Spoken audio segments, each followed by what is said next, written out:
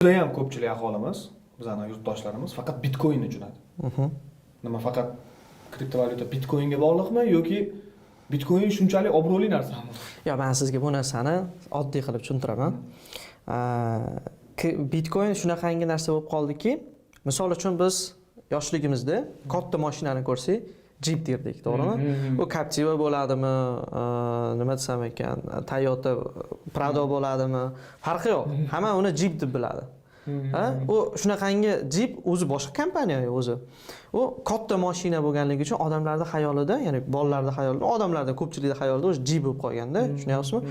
Bitcoin birinchi kriptovalyuta emas, birinchi kriptovalyutalardan biri bo'lganligi uchun va u $1 $69,000 chiqib turib natija ko'rsatgani uchun u kriptovalyutalarning gerbi, stimuli bo'lib qolgan, tushunyapsizmi? 98% kriptovalyutalar